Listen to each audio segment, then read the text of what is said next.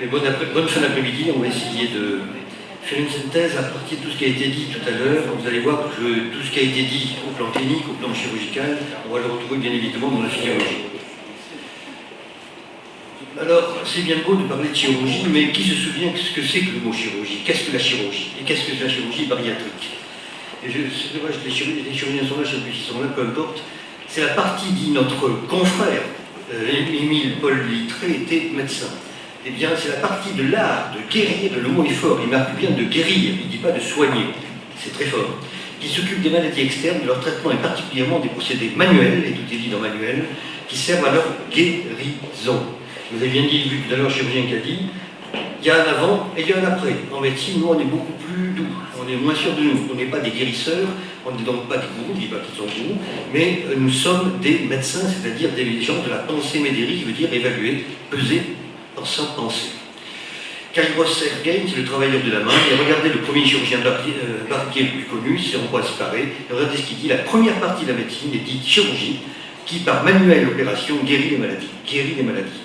Et c'est un chirurgien barbier, c'est lui qui fait un clin d'œil, que la chirurgie n'est pas issue de la médecine, elle est issue du monde des barbiers, et a été absorbée par la médecine vers la Renaissance. Deuxième clin d'œil également par rapport à l'histoire, les seuls non paramédicaux et médicaux qui aient accès au corps, ils peuvent le couper, ce sont toujours les barbiers. Alors, bariatrique, c'est un mot qui m'a toujours choqué parce que je n'y voyais que, et ma connaissance du grec me faisait faire une petite erreur, je n'y voyais que la pesanteur, la pression. Je me suis dit, puisqu'il y a d'autres choses que ce fameux anneau de pression, pourquoi on parle de bariatrique? Et bien voilà, la raison elle est là, c'est que ce baros veut dire à la fois pesanteur et surtout poids. Donc c'est une médecine du poids et de la lourdeur et donc de l'obésité. Le poids, la lourdeur. Est-ce que vous êtes posé la question sur ce que veut dire lourd? Eh bien, lourd, c'est un nom qui est second, c'est un sens second par rapport à ce que nous connaissons, à l'associer au poids. Ça vient du latin luridis, qui veut dire livide, blême. Vous voyez toute la connotation qu'il y a associée à l'idée donc du poids. Avec bien sûr tout le sens second de la lourde tête, la lourde tâche, la tête lourde, etc. Maintenant, l'obésité. On parle d'obésité, est-ce que nous nous sommes posé la question d'où vient ce mot d'obésité? Que veut dire l'obésité? La première fois que ce mot est apparu dans la littérature, eh bien c'est sous un nom inconnu. C'est un auteur qui a écrit, un professeur membre de plusieurs sociétés littéraires et savantes, édité sans nom d'auteur en 1825. Ouvrage théorique, historique, à l'ordre du jour, dédié aux gastronomes parisiens. C'est une littérature parisienne. Et le titre, c'était La physiologie du goût, ou la méditation de gastronomie transcendante. C'est là que l'on a trouvé le premier mot. Savez-vous qui c'est? Bravo.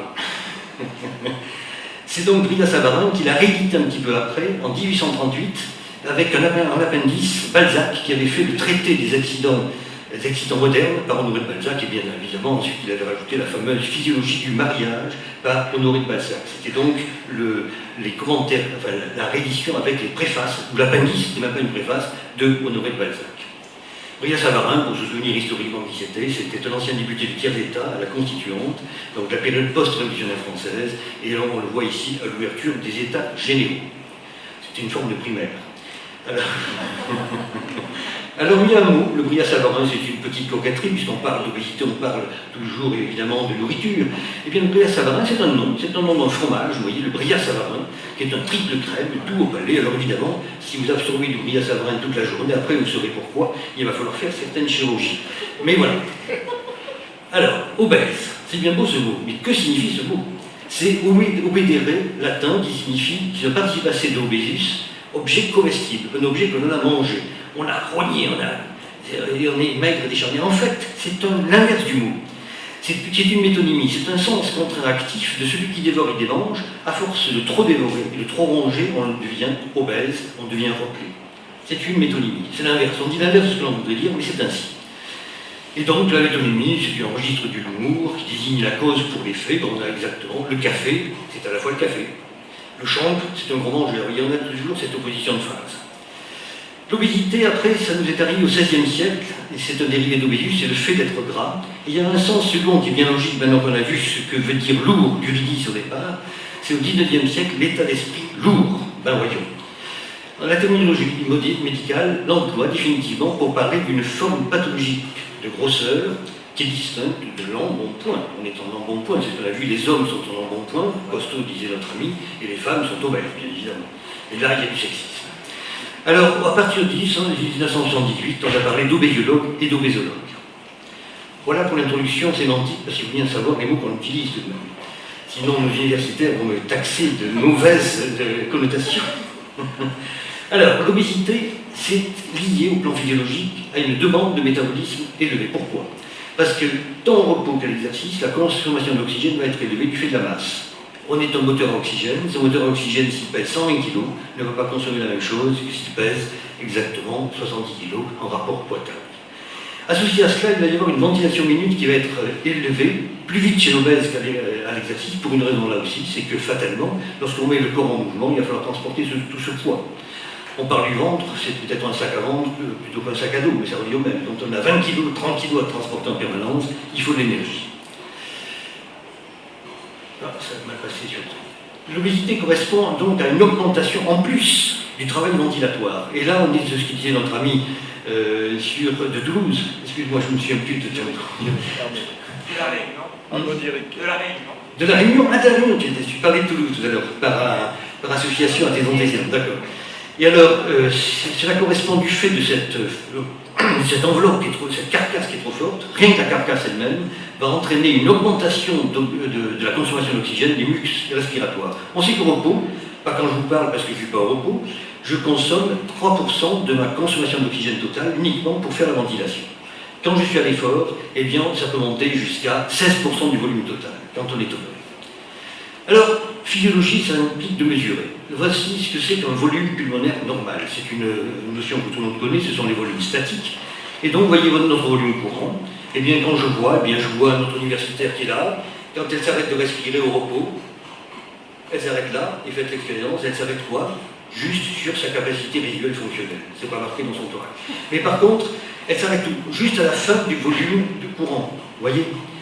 Or, c'est là le point de confort respiratoire. Il y a un confort lorsque ce point varie. Donc, vous connaissez très bien avec la BPCO, avec la distension du volume résiduel, j'y arriverai. Il va y avoir une élévation de ce point de confort respiratoire, d'où l'inconfort, à respirer en volume, à haut débit, en haut du volume, parce qu'on n'arrive pas à rejeter l'air. L'obèse, c'est strictement l'inverse. On va avoir ce point de confort respiratoire qui va s'abaisser. Pourquoi? Parce que le volume de réserve expiratoire va chuter et ça va laisser la place à un volume de réserve inspiratoire plus élevé. Toute la problématique de la mécanique respiratoire est là.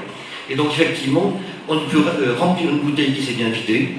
Chez le BPCO, elle n'a pas pu se vider par obstruction. Et chez l'obèse, c'est une restriction, mais qui n'est pas une restriction du parenchyme, c'est une restriction de la mécanique ventilatoire. Dès lors, on va avoir une diminution des volumes. La capacité pulmonaire totale chez les très grands obèses peut être réduite de façon complète, donc l'ensemble est réduit, et à l'intérieur de cet ensemble, le volume, donc on l'a vu, de réserve expiratoire, c'est le premier à chuter de façon drastique. D'où cet inconfort respiratoire permanent et cet effort à la mécanique ventilatoire pour assumer les échanges. Et parfois, on peut avoir une chute de la capacité résiduelle fonctionnelle, puisqu'on l'a dit, on s'assoit sur sa capacité résiduelle fonctionnelle pour être au repos au niveau du confort respiratoire. Quelques articles pour voir que donne l'obésité des échanges gazeux. La méta-analyse qui est encore la plus importante de 2008, c'est 41 articles, 768 sujets, avec un indice de masse, un IMC de masse corporelle moyen de 48 kg par mètre carré. Qu'est-ce qu'on va retrouver? On va retrouver ces chiffres de P-AO2, donc la pression partielle en oxygène qui va chuter de façon modérée chez tout le monde, plus, voyez, d'un côté chez les hommes que chez les femmes, chez les hommes que chez les femmes, et 30% des obèses se retrouvent avec une PaO2 qui est autour des 80% contre les 90-95% de la normalité. Par contre, la CO2, la peptisa CO2 est normale. Qu'est-ce qui bouge et qu'est-ce qui fait que la mécanique respiratoire nous pose problème? Et on a tout été inscrit dans ces magnifiques schémas, et vous voyez, la régression est tout à fait nette entre le tour de taille et le tour de hanche. L'hanche, ça ne bouge pas, c'est l'os. Et si je rapporte le tour de taille, c'est le ventre, on va voir qu'est-ce qui bouge. Eh bien, plus le ventre est gros, plus on va avoir une chute de la PaO2, et plus on va avoir un risque d'augmentation de la peptida CO2. C'est tout à fait net. Donc, à la limite, rajoutons notre stéthoscope, notre centimètre, pour mesurer le tour de taille et le tour de hanche. Et le tour est joué, si je peux me permettre. Alors, la physiologie des échanges gazeux maintenant. On va le décliner de façon précise parce que ça a été très bien décrit dans ce papier. On va décliner de haut en bas pour arriver à ces volumes qui sont altérés en bas. La mobilité de l'obèse, on va dire l'obèse autour de 40 BMI de 40 kg par mètre carré. On va avoir autour de la ceinture abdominale qu'on a bien mesurée avec notre centimètre, une augmentation de cette masse grasse, de cette masse de graisse. Ça va entraîner également, on l'a dit, des anormalités de la mécanique ventilatoire au niveau du thorax. Dès lors, on va avoir le diaphragme qui va remonter. Dès qu'il remonte, la mécanique ne peut pas se passer. Nous ne disons pas que le diaphragme fonctionne de façon très étonnante comme une anse de saut, j'aime bien dire. Si devant ça ne peut pas aller, c'est comme chez dans la grossesse, l'anse ne peut pas aller et on ne peut pas faire piston. C'est aussi simple que ça pour expliquer le diaphragme. Dès lors, on va avoir une augmentation de la pression intra-abdominale et on va avoir l'explication in fine, ce qu'on vient de décrire, la diminution des volumes, et en particulier du volume de réserve expiratoire et notre fameux point de confort respiratoire qui va être altéré. Au repos, qu'est-ce qui va se passer? On va avoir ce qu'on a vu tout à l'heure sur les magnifiques diapositives de notre ami donc de la réunion, c'est qu'on a vu les atérectasies des bases, puisqu'il va y avoir une diminution de ce volume. C'est très important, on comprend tous les échanges, puisque plus de 2 tiers de nos échanges gazeux se font à la base du poumon, pour une raison très simple, c'est qu'on est des bipettes redressés, donc le sang est plus lourd que l'air, donc on a un rapport de 1 à 2 entre le haut et le bas dans les échanges gazeux, ce qui paraît logique. Et donc dès lors que vous avez en plus dans ces bases pulmonaires des atérectasies, on a l'explication in fine de la baisse de la peptide CO2. À ce moment-là, on va augmenter les inégalités du rapport ventilation-perfusion, c'est de ça que je parlais. Il est égal au niveau central, il est 0,5 en haut et 2 en bas, moins 0,5 en bas. Si en bas ça ne marche pas, on comprend très bien qu'on va avoir une hypoxie chronique. Dès lors, on va avoir une augmentation de ce qu'on appelle la différence alvéolo-artérielle en oxygène. Si j'absorbe de l'oxygène de l'air et que j'en rejette presque autant, ça veut dire que je n'ai pas de rendement. D'où cette augmentation et d'où la chute de la peptide CO2. Dès lors, la personne va rentrer dans une mauvaise qualité de vie, elle va s'asseoir, elle va se sédérer, elle va dire sédentaire. L'exercice, qu'est-ce qui se passe à l'exercice? On va avoir une augmentation de 2 choses. Une augmentation de ce qu'on appelle l'hyperinflation dynamique. Alors, rajoutez à l'hyperinflation dynamique, vous le rajoutez sur un poumon qui n'arrive pas à être compliant, c'est le truc d'après, parce qu'il y a cette augmentation du volume de réserve respiratoire, cette chute du volume de réserve respiratoire. Vous imaginez les 2 mécaniques qui se contredisent. On va avoir une hyperinflation dynamique qui est liée à la ventilation d'effort et se surajoute à l'altération du volume résiduel de réserve expiratoire. Dès lors, comme au repos, la peptide va chuter par altération de cette différence alvéolo-artérielle en oxygène. Dès lors, la personne va s'arrêter de faire son exercice parce qu'elle n'en peut plus, ça va la décourager, elle rentre dans le cycle de la sédentarité. Si je prends le sommeil et l'insuffisance respiratoire, on est à peu près dans le même domaine, puisque finalement, l'apnée obstructive durant le sommeil, bien c'est quelque chose qui est un modèle d'expérience, si on peut dire, où on crée une insuffisance respiratoire ponctuelle quelques secondes pour après revenir à une normalité. Donc c'est assez intéressant pour ce faire. Dès lors, on va se retrouver avec progressivement une aggravation donc, des échanges gazeux et on peut aller progressivement associer, on l'a vu tout à l'heure, à la fois un syndrome d'apnée durant le sommeil avec l'hypoxémie qui lui est liée, plus des syndromes d'hypoventilation alvéolaire, dès lors toute la mécanique ventilatoire ne fonctionne plus. Et on retombe vers le cycle de la sédentarité. Si on rajoute des anomalies de la commande au niveau neuromusculaire, dans certaines pathologies annexes, et des déficits de la commande au niveau bulbaire, on se retrouve avec une aggravation de ces échanges.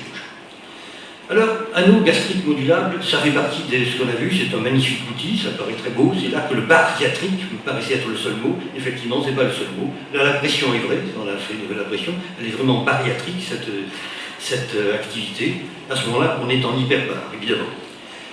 On a vu ces images avec la gastrectomie en manchon, SCLI en anglais veut dire le manchon, donc c'est le manchonnement de l'estomac. Et le bypass, que je n'aime pas, puis je veux dire qu'au circuit pour parler un bon français. Alors, qu'est-ce qu'on va retrouver dans la littérature? Qu'est-ce qu'on va retrouver en matière d'impact sur la fonction respiratoire? Si je prends cette étude qui reprend énormément de papiers, avec à chaque fois des séries d'une vingtaine, d'une trentaine, que des femmes, avec un index de masse corporelle que vous voyez là-bas, élevé autour de 40-50, et avec un âge moyen autour de la quarantaine. Là, les tests d'évaluation préposte sont des tests d'aptitude physique. L'aptitude physique, ça va être, vous avez tous les chirurgies à gauche, les aptitudes physiques, ça va être soit le test de marche de 6 minutes, soit les tests qu'ils appellent le SPPB, qui s'appelle Short Physical Performance Battery, et puis également le TUG, c'est Timed Up and Go, etc. Donc peu importe, ce sont des tests qui ne sont pas de mesure de l'oxygène. Et là, qu'est-ce qu'on retrouve? À 3 semaines, une petite amélioration au niveau du SPPB, et quand on avance au niveau de 3 mois, on va se retrouver avec quand même une amélioration au niveau du test de marche. On passe de 475 mètres à 65, c'est pas grand-chose. Mais par contre, au bout de 12 mois, on va avoir une réelle amélioration avec 623 mètres contre 475 au départ. On a une belle augmentation. Et en bas, on voit les ordres tests qui se sont améliorés à 6 mois. Là, on n'est pas dans le mesurable direct. On est dans le mesurable, si c'est direct, mais ce ne sont pas les échanges gazeux directement. C'est indirectement l'aptitude physique qu'on a mesurée. Si je prends le test fonctionnel d'exercice, ça va être soit, alors vous voyez une autre série, c'est pas les mêmes bien évidemment, et qu'est-ce qu'ils ont fait? Ils ont fait soit du tapis roulant, soit de la bicyclette ergométrique.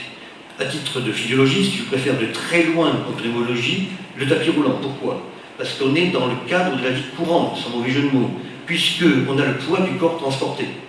Lorsqu'on est sur un vélo, les cardiologues, ça les intéresse parce qu'ils n'ont que 2 questions à laquelle il faut répondre. Est-ce qu'il y a une anomalie électrique? Est-ce qu'il y a une anomalie de la reconduction? Est-ce qu'il y a une anomalie de la vascularisation cardiaque? Ils ne peuvent pas répondre à d'autres questions par rapport à un test d'effort type cardiologique. Nous, avec l'ensemble sur tapis roulant, on peut répondre en termes d'aptitude physique, consommation d'oxygène, rejet de gaz carbonique, et on peut faire la synthèse entre la triade cœur, poumon, muscle. Et qu'est-ce qu'on va voir? Que dans tous les éléments qui ont été évalués, tous les éléments qui ont été mesurés, que ce soit, et donc, vous les repérez dans toutes les séries, tout le temps, on a une amélioration de la consommation d'oxygène. Donc, là, c'est mesuré, c'est réel, ça marche. En réglant ces problèmes de mécanique ventilatoire par la suppression d'un poids qui était à transporter, on améliore réellement les échanges gazeux. Alors, l'obésité, on a dit, on va faire une petite discursion sur les mots, là, au passage, parce que l'obésité, je vous disais que c'était la métonymie du gras. Mais qu'est-ce que le gras? Crassus, c'est un mot dont on ne sait pas trop il vient. C'est sûrement parce qu'il était un peu gras qu'il était gardé dans le vocabulaire. Et ça voulait dire épais corpulence, d'où le terme de grossus et de gros que l'on a gardé. Et après, on a fait une déclinaison, je me suis amusé à décliner. La définition a fait ses choux gras en faisant la grasse patinée des gens gras. Et un certain mardi éponyme, le mardi gras, où certains parlent gras. Chez le bovin, et là le gras double sera sa panse. Et là, le gras double, c'est bien la panse de l'obèse. Alors qu'il est lui-même à l'embouche pour un engraissement, vous voyez qu'on peut décliner la graisse dans une prairie elle-même était aux engrais. Et on finirait par dire, faut-il alors de mauvaises graisses, donc ce bovin, au risque pour son maquignon de devoir graisser la patte à un éventuel preneur, souvent grassouillet. Vous voyez que dans la graisse, on peut décliner et redécliner. Mais il y en a un meilleur déclineur que nous, c'est notre confrère à nous, notre ami Rabelais. Rabelais, au XVIe siècle, il parlait des graisseurs de bottes. Et après, on a parlé du dégraissage, et maintenant on s'en figurait, du dégraissage social ou économique. Mais, à tout mettre les honneurs, Hippocrate en avait parlé. Hippocrate, il va distinguer la grosseur, vous voyez, le grosseur de l'athlète à celle de l'homme gros. Le premier emploie sous sa chair, l'athlète, on ne parlait pas à ce moment-là de testostérone pour faire du muscle, et le second sous la graisse. Mais dans la pensée d'Hippocrate et la physiologie de l'époque, quels étaient les éléments de cette grosseur? Tout a été écrit dans les aphorismes d'Hippocrate. La nasarque, ça va être tout à fait généralisé. La phlegmasie, ça sera ce qui fait la grosseur, ça va être la lymphe. La tympanite, l'odontosité, ça va être l'air. L'hydroptysie, c'est l'eau. Et puis, la faim, c'est bien sûr l'apoplexie, à défaut d'être l'apoptose. Au XVIIe siècle, qu'était la Grèce? Mais Riolan, qui a raconté beaucoup de bêtises, parce qu'il a refusé, souvenez-vous, il a refusé, au titre du dogme post-aristotélien, il a refusé la circulation de Harvey. C'est quand même extraordinaire. Et il a dit, la Grèce, qu'est-ce que c'était pour lui? Elle est punie par une membrane disposée sous la peau, véritable tunique, permettant d'agréger ses évitements, tout en recouvrant le corps comme un habit. Vous voyez, le concept de cette Grèce, ce n'est pas simple. Ensuite, une autre, Hildebrand de Dimmerburg, il va dire que c'est un aspect diffus de cette huile infiltrée, sans limite précise. Aldan va parler de boules de graisse, accentuant le volume du ventre et flottant librement dans l'abdomen. C'est le moment où Harvey va découvrir la circulation sanguine, et Oiseli la circulation lymphatique, et Malpighi, lui, va décrire des choses, on le connaît bien, notre Malpighi, au niveau de l'anapathe, il va décrire une graisse voyageuse, glissante, distribuée à partir de l'abdomen, toujours l'abdomen, selon la voie des canaux adipeux, la sibylle pourvoyant la nourriture en cas de nécessité. Il avait donné cette idée de réserve. C'est intéressant. Alors, finissons avec le gras, puisque du pachyderme au gras, les Grecs parlaient de gras en parlant d'épais. Pacus, c'est la même chose. Donc le pachyderme, c'est la peau qui est épaisse. Mais le latin a intégré ce mot sous le vocable de pinguis, qu'on va retrouver, le prae pinguis en latin, ça veut dire le très gros, qu'on va retrouver par le néerlandais dans nos magnifiques pingouins empereurs. Alors, revenons un petit peu à la science, mais il faut bien introduire toujours les mots dans la science. Eh bien, si on regarde maintenant des éléments brésiliens qui datent donc, on le voit là-haut, donc de 2013, donc il y a 3 ans. Une série de 24, et ils s'intéressent énormément au ratio tour de taille, tour de hanche. Et qu'est-ce qu'on va voir de tour de taille, tour de hanche? On a vu qu'ici, ça chute bien avec pré- et post-opératoire, et finalement, le poids des mots contre le choc des images, ça sera donc une autre paire de hanches, bien sûr. Alors ensuite, en ce qui concerne la même étude, elle va regarder cette personne, cette équipe brésilienne, qu'est-ce qui se passe au niveau du volume de réserve inspiratoire, du volume de réserve expiratoire et du VEMS. Tous sont restitués dans leur normalité. Et là, on est à 1 an post-opératoire. Donc, quelle que soit après la suite de l'obésité, on voit qu'on est très efficace au plan des échanges gazeux, au plan de la fonction ventilatoire. On a vu les échanges gazeux, mais avant les échanges gazeux, pour l'expliquer, il faut bien que la fonction ventilatoire et la mécanique ventilatoire soient restituées. Et si je reprends cette équation de régression, on va voir que le volume de réserve inspiratoire va diminuer en corollaire avec la meilleure pratique de la pression maximale inspiratoire, le fameux VIMS. Et ensuite, il y a une corrélation totale entre la diminution du rapport tour de taille, tour de hanche, par rapport à l'augmentation du VRE qui retrouve sa normalité. Si je reprends ensuite VERCLAS, ça a été évoqué tout à l'heure, effectivement, vous voyez que avant et après 1 an de chirurgie, on se retrouve avec une chute de l'usage chez les asthmatiques, obèses, traités et donc qui ont maigri. Grâce à cette chirurgie, on va retrouver une diminution de l'ensemble des prises de thérapeutiques, que ce soit les bêta-2 agonistes ou que ce soit les corticostéroïdes inhalés.